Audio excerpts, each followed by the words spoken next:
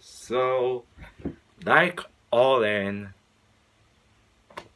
once again, this video is super late.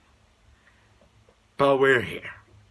And that's all it matters at this point. So, we're here to talk about Payback from it's Pittsburgh, Pennsylvania. SmackDown before was in Hershey, Pennsylvania. I know. This was in Pittsburgh, Pennsylvania. And I'm Slopo AA and here to talk about this show. That it was clearly a beat show, and it really did not feel like too ordinary, like a really big show. And like I didn't expect too much out of it when you look at the card coming in. But I knew with how the pay-per-views have been this year, they will find a way to make it work somehow. And I can confidently say that they did with this show. Like, on the whole, I can't complain too much about it. I mean, you had some really great matches. Okay on the card, and yeah. And that's been the one key thing I really like with Triple H at the helmet shows, that with those PLEs, pay-per-views, whatever you want to call them, one really big with Triple H in being shows that none of these special shows feel like a waste. Like, every single thing that happens on those special events seems to have a really purpose and meaning behind it in some way. Even if it's not all of it, there's some purpose and reason to be on there. So yeah, that's what I'm really a fan of Triple H with those PLEs pay-per-views. That everything seems to feel it matters. So yeah. So let's start off with the show with a steel cage match between Trish Stratus versus Becky Lynch. Wow. That's really all I can say for this. Is like, wow. Like,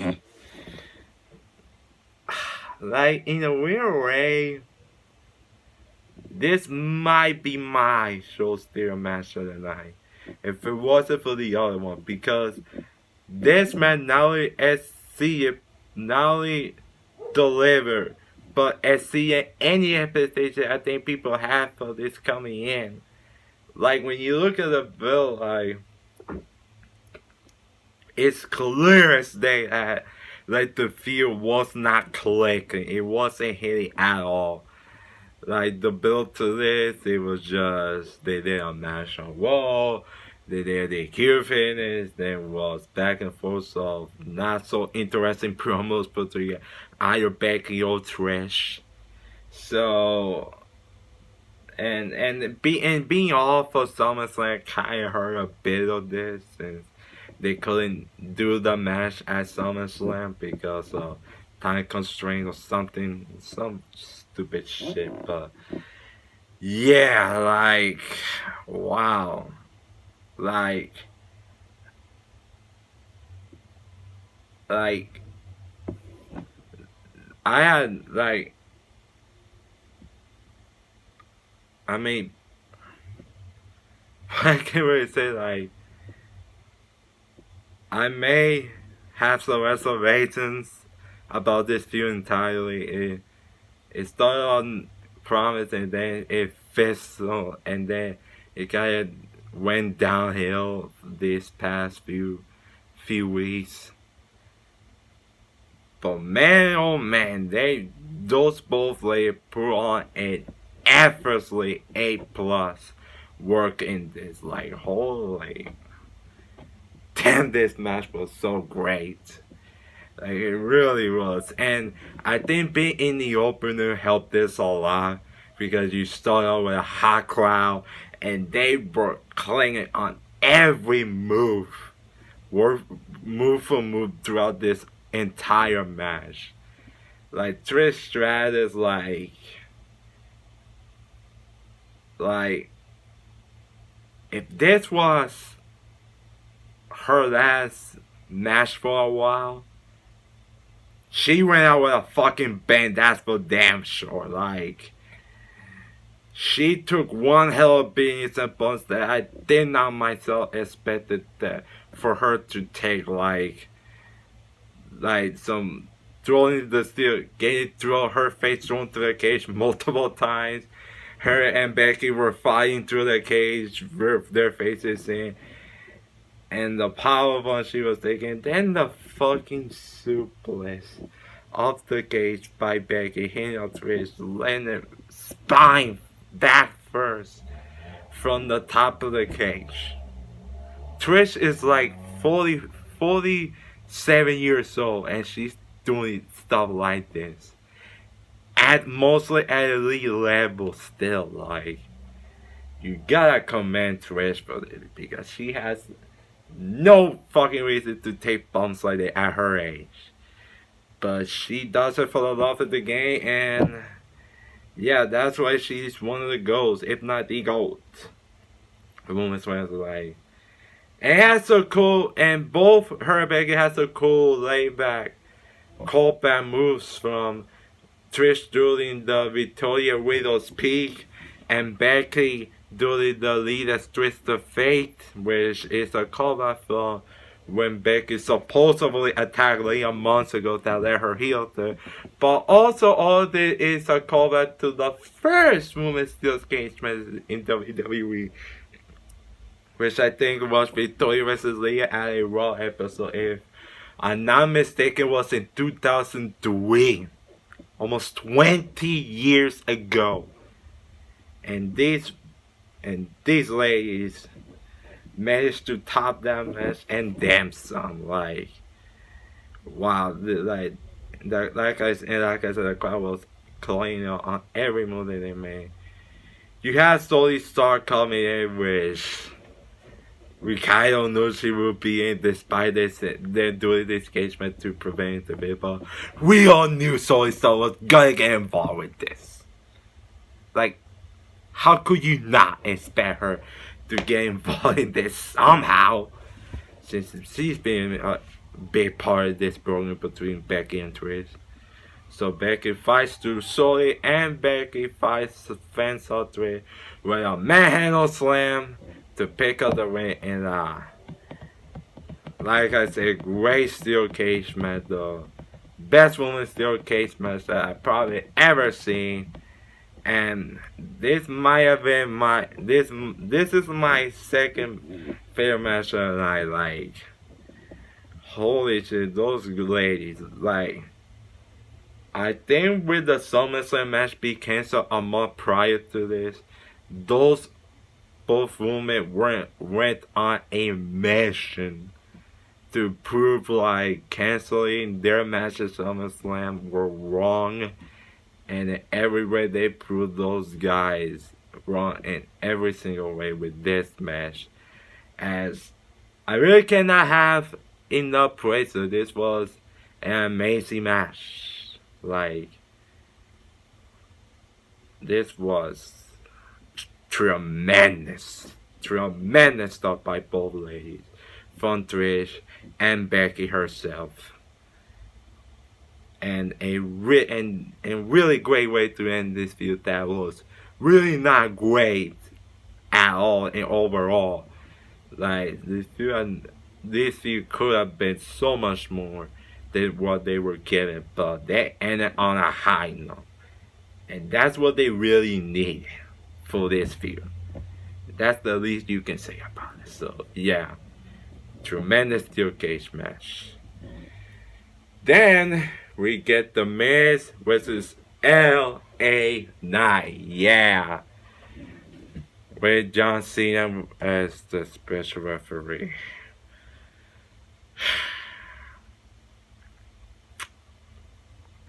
just had to fucking know this MF will come out and try to share the limelight with one of the few popular faces in the company era in 9.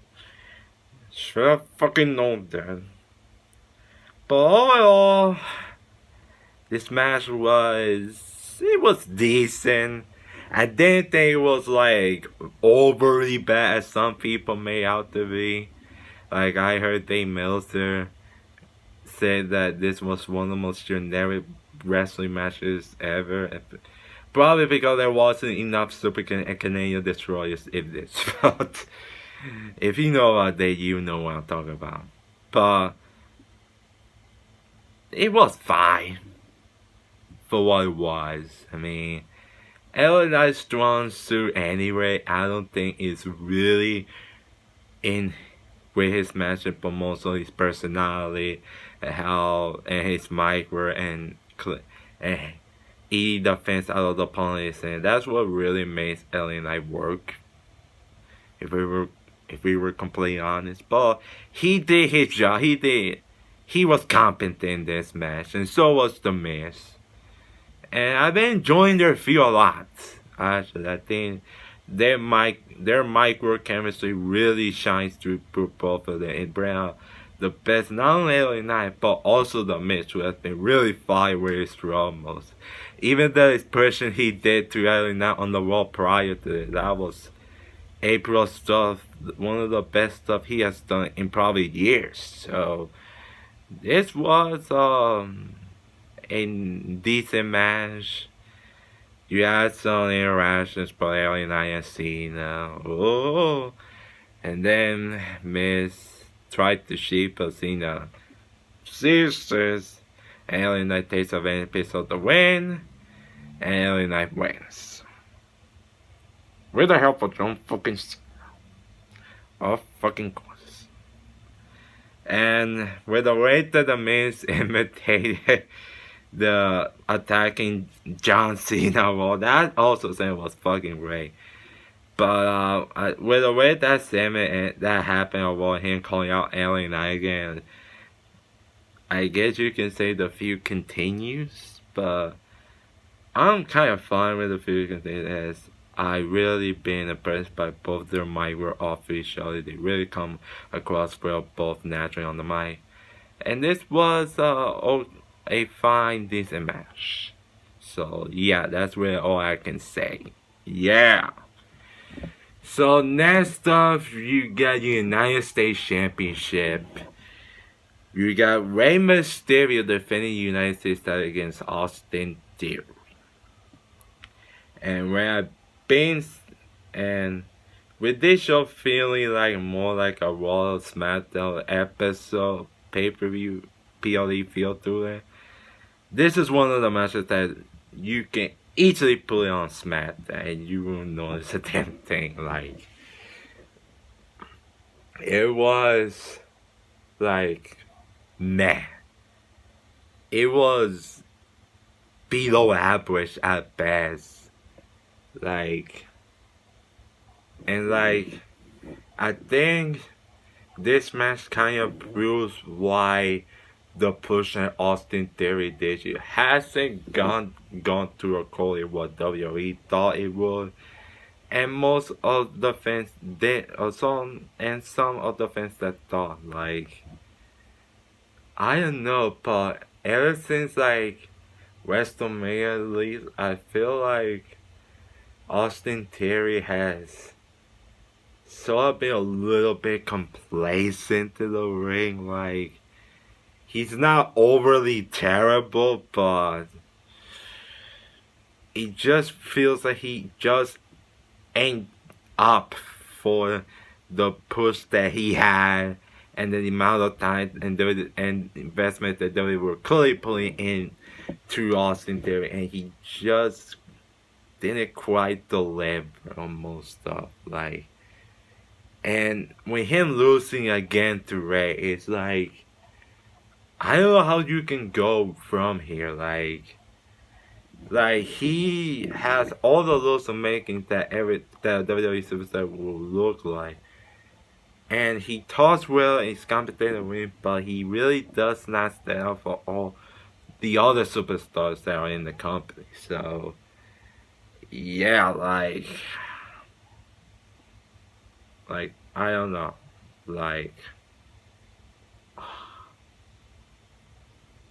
like I really want to get behind Austin Theory, but I really can't for some reason. And I don't know why, but I feel like I just can't. So yeah, Ray wins, retains the US title. Really wonder what him and the LWO will do next, but yeah, we will have to wait to see. So yeah, this was below average, man. It was mediocre at best. So yeah, and then we have my favorite match of the night. Becky Lynch for a second. This was my favorite of the street fight, the Pittsburgh street fight for the undisputed tag team championship. You got Sami Zayn and Kevin Owens versus the Judgement Day members Damian Priest, Senior Money in the Bank, and Finn Balor. And this is like kind of again like Becky and Trish were like their feud was just keep recycling match after match after match, and for what it could get really a short to see through the same match if you don't do at least something different. Doing a Pittsburgh street fight definitely made up for some of the staleness in this program between Sammy and KO and the Judgment Day where they were like in every main event of all at this point.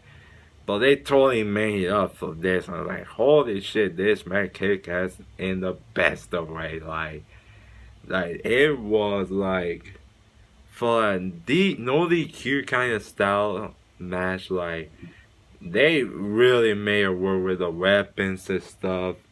It was a crazy effort by everyone involved. And yeah, Kevin Owens was bleeding, which like that was a holy kind of holy shit moment for me because like then he really got cut open. He got it, and he fight out through most of the match before it was wiped away immediately. But yeah, this was an excellent match. Really, it just was a fun ass match. Like a like the Sting and Darby, Christian and Sir Strickland for all, and like I said, this was a fun one, but that match was just 10 times more. And yeah, and the crowd was also hanging up for every move that KO and Sammy did.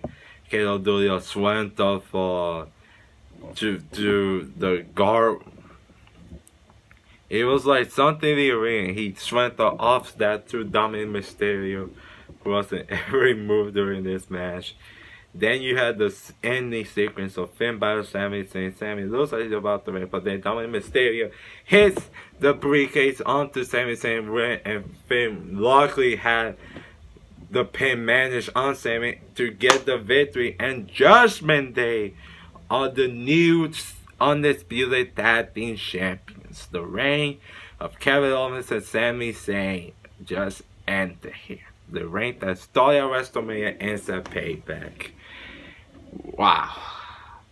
It was quite shocking, to be honest, that they will have the Judgment Day win, but I think they kind of needed more than KO and Sami, which so fortunate for, I think, KO and Sami, as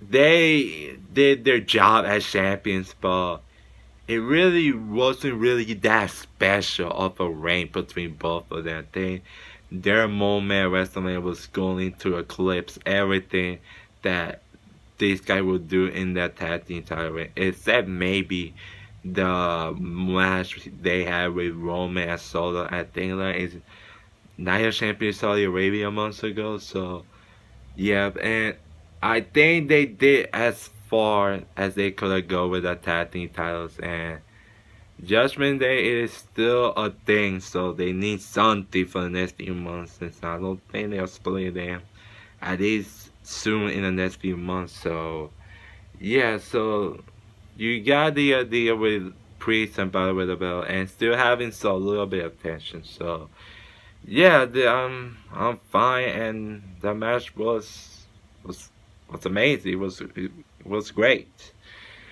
So yeah, so next up you got the Grayson Water effect with the American Nightmare Cody Rhodes. Cody Rhodes getting the Grayson Water rub, baby. So yeah, so Cody and Grayson did their thing, and then Cody Rhodes thought the big news that was kind of built up from it as apparently the big news that Cody pulled some strings within the company to bring a new a familiar member, a familiar roster member to the Monday Night Raw roster, and that is, by God, is main event Jey Uso. Yeah, Jey Uso coming to Raw after he supposedly quit WWE. They the SmackDown after SummerSlam. He was gone for just literally weeks, and here he comes. All of them strutting in the ring and super concussion water. So Jey Uso coming to Raw. So I think it's a fun idea to test it out, and I think it should be a big test for him because like he's now on a brand that is completely different outside his family stuff with Jimmy, with Solo and Roman. He's doing completely he's gonna do completely different things on his own. And I kinda like what they seem to be doing with it, and trying to make him earn the respect of the Raw locker room, since half of the Raw locker room, except for maybe Sammy, I guess, don't really much like him, like Drew and Riddle and maybe KO and stuff. So yeah, and I really wonder how the contest will play, and there seems to be a consolation trade, which since Cody made this happen for Jay to Raw, one can guess if he can go to SmackDown soon to maybe finish the story. Maybe. I don't know, but it's something worth to point it out. But yeah, Jey Uso coming to Raw is cool, and he definitely had the crowd walking, and with them doing the dancing to his new music. Like both of him and Jimmy's themes are really cool to listen. They sound like bangers. So yeah. Then you kind of get what I think was the worst match of the night, and it was unfortunate for the Women's World Championship. You got Rhea Ripley defending against Raquel Rodriguez, and what the fuck happened? Like, what really happened? Like, I thought I would get something for this, but wow. I don't know if it was just a really bad, but man, this was massively disappointing, and at times it was really rough. It was a rough match to sit through, and like it's just like these girls are just so much better than what we saw here. Like, and it's such a shame for Raquel that this was her vision to maybe potentially break through to the women's division, and she fairly blew it in my opinion. And I don't know, like, and the booking of Rhea as Women's World Champion since May hasn't done her much wonders for much of the division, and Man, this match was just a was a big massive disappointment. And the fifth didn't help matters with a dominant interference again. Okay with the Raw with the undisputed tag team title street fight, I guess, but when it becomes a problem in another match, that his brain gets really fucking silly. And yeah, like Rhea retains, but this did not work at all. At all. Like holy shit, this did not work. So yeah. Then we get to the main event for the World Heavyweight Championship. Yes. Since Roman Reigns couldn't be fucking bothered to show up here, I guess we can have the world title main event a PLE for fucking once. So you got Seth Rollins defending this championship against the newly healed Shinsuke Nakamura. I'm really a big fan of the presentation Nakamura as he pretty much feels like a bigger deal than he pretty has in like years since the early days of NXT and even some of the early days on the main roster. This is the first time where he really feels like a big deal, and the video package they gave him with the subtitles in when he talking Japanese, that was some top-notch stuff from the production stuff. And yeah, I thought it was good. Like it might have been a little slow, but I get what they was trying to tell with the story that they've been telling with Nakamura talking Rollins is back, and he knows that's his biggest story, and this is back. And yeah, this was a good match. It just the crowd wasn't really feeling to it, mostly because they didn't think we would get a title change here. And we pretty didn't. I mean, they were doing all the stuff, but in the end, Seth Rollins retains, keeps the world title, and I heard after the match, right when the show went after the air, Nakamura attacked Rollins. It seems like going to continue their feud, which that's what I kind of expected to do, since they really don't got much challenges for Seth Rollins as World Champion on the heel side on the Monday Night Raw roster. I guess they felt like Nakamura could do the two they could get two matches out of them between him and Nakamura.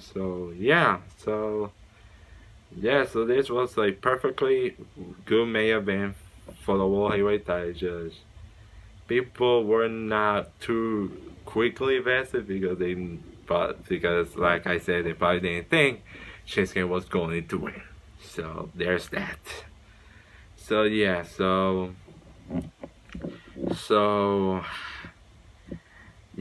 Seth Rollins retains the world title in a perfectly good main event to end Payback. That was pretty much a perfectly good wrestling show. Like not like excellent, like not best show of the year or anything, but this was a strong show in most ways. Maybe slightly better than SummerSlam.